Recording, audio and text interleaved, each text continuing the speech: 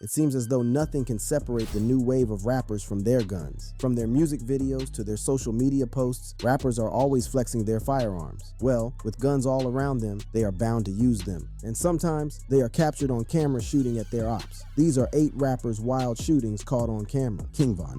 On November 6, 2020, King Von had just left Opium nightclub after successfully releasing his first album, Welcome to O Block. His entourage, which consisted of 3 armed security guards and close to 15 of his hood guys from O Block, were ready to go back to their Airbnbs and call it a night. However, there was one problem. King Von was nowhere to be seen. Just then, King Von's manager, Jameson Francois, alias 100K-Track, got a phone call from Von's DJ, who was concerned that they were alone. Turns out Von had gone to a different club, the Monaco Hookah Lounge, without security. What was the point of going to Opium nightclub with an entourage of about 25 vehicles only for you to go to another club without them? And to make matters worse, you failed to notify your manager or security regarding your whereabouts. It just did not make sense. It was unlike Von to make such security blunders. Well, Track and the rest of Von's entourage got into their vehicles and headed to the new spot. When the rest of the guys got to Von's location, the story got even more weird. Seeing that Von had a head start, everyone thought that he was already in the club. To their surprise, Von had been in the car for almost 30 minutes. Track then ordered his security to conduct routine security checks to ensure that it was safe for them to get inside. They had a look inside the club as well as the back and assured Track that everything was fine. Just as Von was about to exit his vehicle and head to the club, one of his homeboys came up to the driver's side and notified him that he had just seen fellow rapper Quando Rondo in the parking lot. In a split second, Von was out of the car and heading toward Quando's direction. Quando was now on his way to the club. Von, with a few members of his crew behind him, proceeded to attack him, knocking him to the ground. Von's guys joined in and started raining blows on Quando as he tried in vain to get away from his attackers. In a split second, one of Quando's homeboys, who was later identified as Lil Tim, appeared from behind their vehicle with a gun in hand and started letting off shots as everyone ran away. Von was hit on his torso. According to Von's manager, who was also shot in the process, everyone ran away because Lil Tim was not the only shooter that night. Lurking in the cover of darkness were 2 off-duty cops who started shooting towards the crowd once Lil Tim opened fire. Amidst the confusion, 2 of Von's guys ran towards the cops' direction and were also shot dead. Lil Tim was also shot by the cops who saw him as a threat. After the dust settled, Von's guys pulled up next to him and loaded him into the vehicle before speeding to the nearest hospital. Lil Tim limped into their vehicle with Quando Rondo and drove to the hospital as well. As fate would have it, the 2 groups ended up in the same hospital. Luckily, there was no more violence. Sadly, Von passed away during surgery. When day broke, the authorities put out a statement saying, "During the shooting incident, 6 men were shot during the group altercation and officer encounter. Bennett and 2 men died as a result of their injuries, and 3 were injured and are being treated at a hospital." Although Quando Rondo was arrested and charged for murder, the charges were dropped as it was later determined that he acted in self-defense. Pooh Shiesty.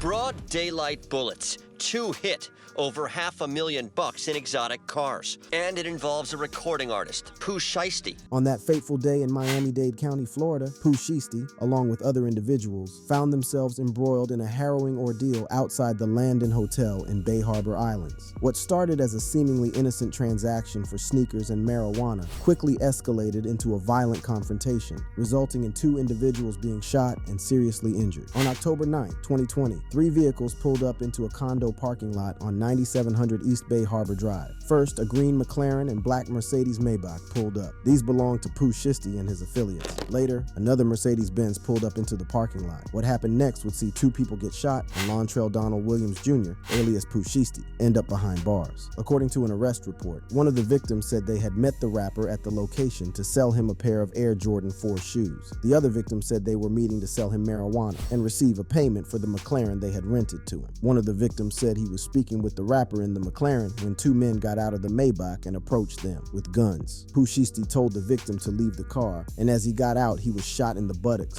The other victim was walking to their own car when they heard 2 shots and fell to the ground. One of the victims then drove his friend, who had sustained a gunshot wound, to a nearby hospital. Ironically, the rapper left behind a Louis Vuitton bag full of cash. After cops investigated the incident with the help of CCTV and social media posts, arrest warrants were issued for Shiesty and 2 other suspects. Apparently, Apparently, detectives searched Shiesti's Instagram account and found photos of him posing with the McLaren, another of him with the Louis Vuitton bag, and another of him showing cash, including a $100 bill, whose serial number matched one of the bills found in the bag at the scene. The rapper later agreed to turn himself in. The entire incident was captured on surveillance footage, leaving no room for doubt about the identities of the culprits. The victims bravely came forward, positively identifying Williams as one of the individuals responsible for the shooting. This shocking incident comes barely a month after the rapper shot a security guard at a strip club. The rapper under arrest, accused of shooting a security guard at a South Florida nightclub. Police say 22-year-old Montrell Williams, who goes by the stage name Pooh Shiesty, was performing at King of Diamonds last month when someone knocked money out of his pocket. A crowd jumped in trying to collect the cash when Williams reportedly brandished a gun and shot the guard in the ankle. According to eyewitnesses, the security staff was escorting Pooh out of the building when, out of nowhere, there was an altercation between Pooh and security staff over the money that had fallen from his pants. During the altercation, the rapper took his gun and fired off a round toward the ground, then fled the scene before cops arrived. Luckily, there were no fatalities. However, one security guard was shot in the right ankle and was taken to a nearby hospital. The rapper was later arrested after surrendering to authorities and was booked on an aggravated battery charge. Currently, the rapper is behind bars after he pleaded guilty to one federal charge of conspiracy to possess a firearm in furtherance of violent and drug trafficking crimes, which stemmed from the 2020 shooting incident, aka Gun rapper Kiernan Jarrett Forbes, professionally known as AKA, has been reportedly shot dead in a drive-by shooting ahead of his 31st birthday party. Kiernan Jarrett Forbes, alias AKA, was shot and killed on the 10th of February 2023. The shocking events unfolded outside a restaurant in Durban, where the rapper and his close friend, Tebello Tibbs Matswan, were on their way to a nightclub for a performance. Born in Cape Town and raised in Johannesburg, South Africa, he is arguably one of the best rappers from South Africa. In the hours leading up to his death, the rapper had shared all his locations on Instagram, something many believe was an extremely dangerous thing to do. Less than 2 weeks after his birthday, AKA was set to perform at Yugo, a popular nightclub in Durban. Throughout the day, the rapper kept his followers updated on his whereabouts by tagging each of his locations. AKA was a kind-hearted man who loved to promote the businesses he frequented on his social media. However, that may have led to his undoing as his killers knew his every step. First, he announced that he would be performing in Durban. Check it out now. Catch me tonight, we at Yugo, baby. He then posted a photo showing his fans that he was about to get on a flight to Durban. Later, the rapper visited a barbershop. His last post showed that he was at Wish Restaurant. At around 10 p.m. that night, AKA and his friends were standing outside the restaurant as they prepared to leave for the club when a hooded gunman ran up to them and shot AKA in the head, while his accomplice, who was standing by AKA's car, released more shots which killed one of the rapper's friend. The two gunmen then fled the scene on foot, and AKA together with his friend were pronounced dead at the scene. Since they were never robbed, police believed that AKA had been assassinated. Suspicion started to grow as people started to speculate that Moses Tembe had something to do with the incident. Moses Tembe was the father of AKA's late fiancée, Aneli Nelly Tembe, who died under mysterious circumstances 2 years before the tragic shooting. Nelly fell to her death from the 10th floor at a hotel in Cape Town. Shortly after her death, allegations of abuse surfaced against AKA, which he denied. While hotel staff told the cops that they heard the couple arguing, the rapper insisted that Nelly jumped. It is believed that Nelly's father, a multi-millionaire, ordered the hit on AKA for his daughter's death. Moses Tembe was quick to release a statement saying, "It is with grave concern that my family and I have had to endure a flurry of posts on various social media platforms that accuse me and members of my family of being involved in the death of Kiernan AKA Forbes. These accusations are untrue and without substance. I categorically state that my family feel the pain of the Forbes family and would never be involved in an abhorrent act of this nature. Whilst I value the principle of freedom of speech, these cruel and libelous utterances inflict personal and emotional harm on us. After having to deal with the tragedy of the untimely passing of our daughter, this senseless crime has taken a further emotional toll on us. I respectfully request the individuals making these baseless statements to refrain from doing so. No arrests have ever been made in connection to the tragic shooting of AKA the Baby.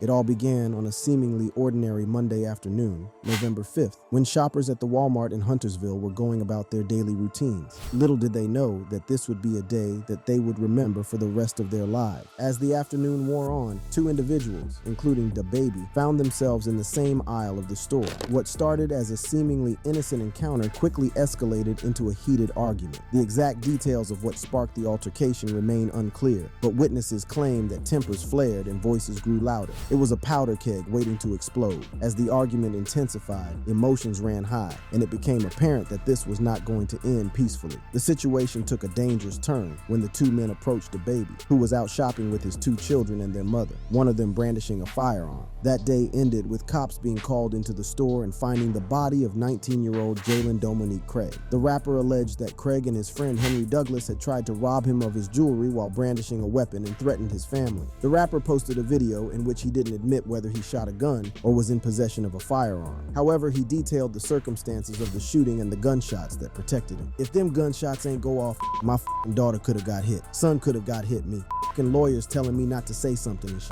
All that. Two niggas walk down on you and your whole family, threaten y'all, whip out on y'all niggas. Let me see what y'all going to. According to the rapper, he was out shopping for clothes when the men approached him and started antagonizing him. These niggas see me buying baby clothes and these niggas want to come and show me how tough they is and shit. Come on, my nigga, quit playing. I really don't give a how y'all feel. A nigga tried to take my life in front of my 1-year-old daughter. At first, the rapper was arrested and charged for murder. However, the charge was dropped and he was charged with misdemeanor carrying a concealed gun without a permit and was sentenced to a suspended sentence with 12 months probation. According to the DA's office, the murder charge was dropped because a key civilian witness was unavailable, and without that witness, the state could not proceed with the case. Despite this, footage of the incident surfaced 4 years later and shows that the rapper was the aggressor as he lunged at the victim. Craig can be seen reaching for a firearm from his waistband but tucking it back in, then attempting to break up the fight between the rapper and Douglas. 4 years earlier, the rapper had told police that Craig and Douglas initiated the fight, saying the pair had been lurking nearby before finally approaching him, threatening him and pulling out a firearm. But according to Douglas, who traded punches with the rapper, the incident began after DaBaby became annoyed that he had been recognized by Douglas and Craig, and he demanded they go outside into the parking lot and fight. After the video surfaced and caused outrage, the DA's office responded by saying that they had agreed not to charge the rapper as prosecutors could not prove beyond a reasonable doubt that he did not act in self-defense. DaBaby took to Twitter to react to the video, saying, "The nigga praying on me can't f with the people praying for me, Chef G."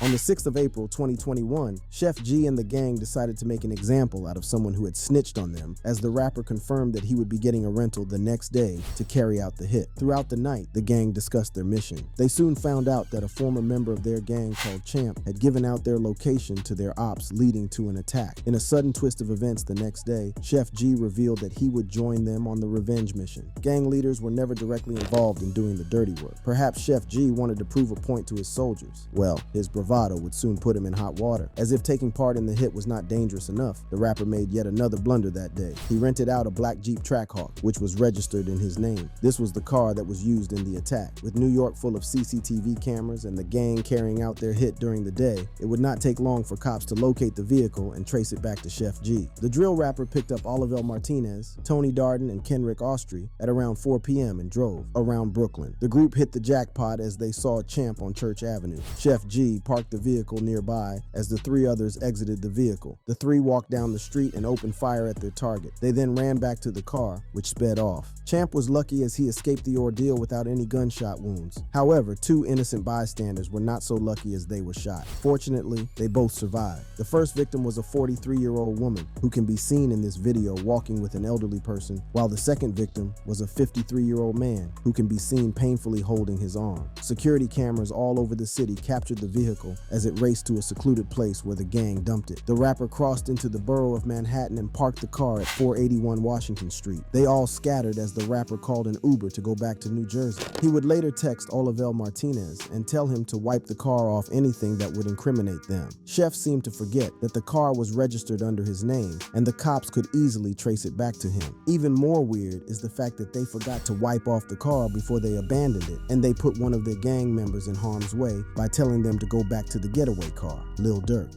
In 2019, Durk was arrested for allegedly shooting at Alexander Weatherspoon in Atlanta. His arrest was full of drama, as he even called a TV station to declare that he would be turning himself over to the authorities and declaring his innocence. You're about to surrender as we speak. Yeah. How come? Because I have nothing to hide. Like, I have nothing to run from. Did you do it? Did you shoot this man? Did you commit the other crimes of which you're accused? No. King Von and Bezu were also arrested in connection to the shooting, and it turns out that the rappers had robbed Alexander Weatherspoon of a gold chain and $30,000 before shooting him. Apart from that, they also stole the victim's vehicle. The two rappers were charged with attempted murder, aggravated assault, and street gang activities, among other charges. All the evidence seemed to point to Lil Durk, from CCTV footage of him firing the weapon to witnesses on the scene saying they saw him with a weapon. Jeffrey Churchill, a detective from the Atlanta Police Department, took to the stand where he revealed that he had spoken with a witness who was with the two rappers the night of the shooting. According to the female witness, a fight broke out in a car that was in front of them. She then saw Durk pull out a firearm, which forced her to run around the building, where she heard shots fired. She later saw the victim in a pool of blood. However, she never saw who fired the shots. The most damning evidence against Lil Durk was CCTV footage that showed Durk's hand sticking out of the SUV and firing his weapon at Weatherspoon. You see Mr. Banks' arm out the window firing several shots at the victim. However, Durk's defense was on hand to challenge the video evidence. According to the rapper's lawyer, the CCTV footage did not show the rapper pulling the trigger. Apart from that, the defense team argued that Weatherspoon had a gun and their clients were defending themselves. According to the authorities, the rappers may have shot the victim because of gang affiliation. While Von and Durk were part of the infamous Black Disciples gang, Weatherspoon was affiliated with the Vice Lords. A Chicago police captain even flew in for the hearing. He told the court both were documented members of the notorious Black Disciples. Luckily, the case was later dropped and the rapper was cleared of all charges. At this time, Von had been killed in a tragic shooting outside a club in Atlanta. It turns out that it may have been Von who shot Alexander Weatherspoon that morning. A statement from the DA's office revealed that Von would have been charged if he was still alive. While Durk's name was cleared by the courts, the streets did not seem eager to accept this fact. Many thought that he had either snitched on Von or passed the blame on his late friend. Since Von was not here to defend himself, Durk was let off the hook. However, with no paperwork, it is impossible to know exactly whether Durk passed the blame or snitched on Von Indian Red Boy.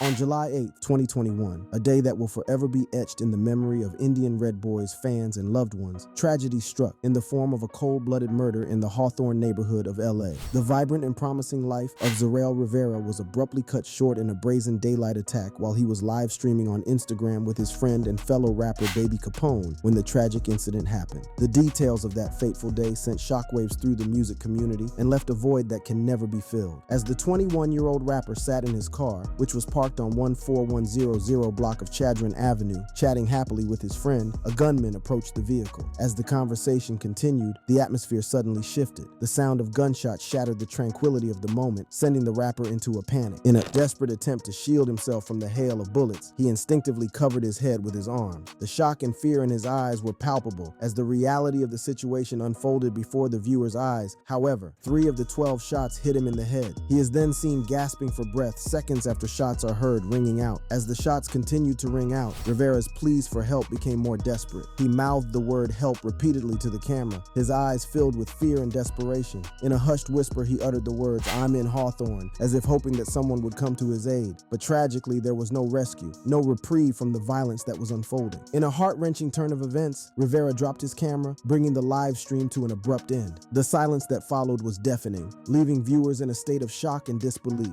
The reality of what had just transpired began to sink in, and the devastating truth became apparent. Indian Red Boy, a young talent with a promising future, had been brutally murdered. The Los Angeles County Fire Department said Rivera was already dead when they arrived at the crime scene. According to the Hawthorne Police Department, the rapper's death seemed to be associated with gang violence. It is possible that the killer was from the area and may have recognized where the rapper was through the Instagram live stream. A lot of chatter in the streets suggested that the rapper had been killed for disrespecting Nipsey Hussle's mural. Interestingly, Baby Capone, the friend Red Boy was live with, is widely believed to be the one who defaced the mural. Nipsey was loved by the community, and his death on March 31st, 2019 came as a shock to many since he did not have beef with anyone. Nipsey was shot at least 10 times in the parking lot of his store, Marathon Clothing, in South Central Los Angeles by Eric Ronald Holder, Jr. After his death, many people paid homage to him, including Barack Obama, as well as the former president of Iran, Mahmoud Ahmadinejad. Within a few months, over 50 murals dedicated to the rapper were painted in the city of Los Angeles. With the kind of love the rapper was shown following his death, even from world leaders, it may be possible that Red Boy was killed because of disrespecting Nipsey's mural. This theory was confirmed when rapper The Game posted a video shortly after the shooting, spitting bars that alluded to Red Boy getting shot over Nipsey's mural.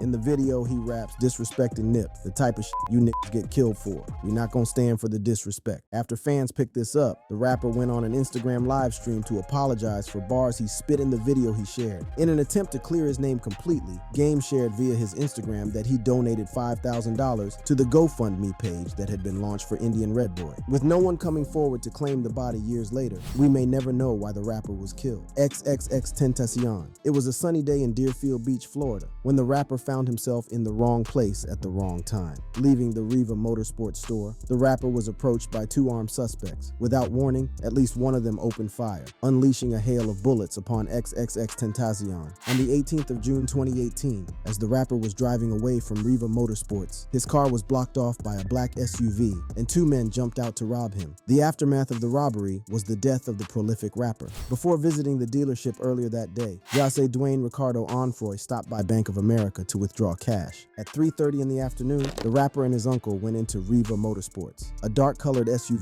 pulled up into the dealership a short while after the rapper and his uncle. Dedrick Williams, Robert Allen, Michael Boatwright, and Trayvon Newsom were in the SUV. Later during the trial, Allen confessed that the four had planned to rob people that day, and when they saw the rapper, he became their target. Surveillance video from inside the showroom revealed that suspects Allen and Williams walk inside the dealership, where they bought ski masks for their operation. Once inside, they confirmed their target and set their evil plan into action. After waiting for half an hour, the rapper and his uncle walked out of the dealership and got into his black BMW. CCTV footage captured the SUV driving in front of the rapper's car, trapping him. Newsom and Boatwright exited the vehicle and demanded his chain and Louis Vuitton bag. During the scuffle, the attackers allegedly stole the rapper's designer bag and chain. Luckily, his uncle got out of the car during the altercation and ran to safety. Although the robbery was over, Boatwright allegedly walked back 1 or 2 feet away from the rapper's vehicle, grabbed his gun, and fired 6 shots, killing him. Authorities were immediately alerted, and the Broward County Sheriff's Department launched a manhunt for the perpetrators. The investigation revealed that the incident appeared to be a possible robbery, adding another layer of tragedy to this senseless act of violence. However, despite the swift response from law enforcement and the efforts of medical professionals, the rapper was pronounced dead upon arrival at a nearby hospital. The news of his untimely demise spread like wildfire, leaving fans, friends, and fellow artists in a state of shock and mourning. Interestingly, cops were able to arrest the suspects thanks to Instagram posts. The authorities were able to link several separate sets of CCTV footage featuring similar bright orange footwear worn by one of the attackers to recent posts on Williams' Instagram account. After all 4 suspects were arrested, the authorities were able to get one of them, Robert Allen, to testify against the others, especially since he did not play a major role in the robbery and murder. The 3 were found guilty of first-degree murder and robbery with a deadly weapon. Each of them was handed down 2 life sentences. The rapper's Instagram posts were deleted save for one photo. The post is an upside-down photo of the rapper with the caption, "Love is War." The post has garnered more than 30 million likes and 10 million comments. It is the 12th most liked photo on Instagram and has the 2nd most comments on the platform. If you enjoyed watching this video, click on one of the boxes playing on your screen to watch more similar content.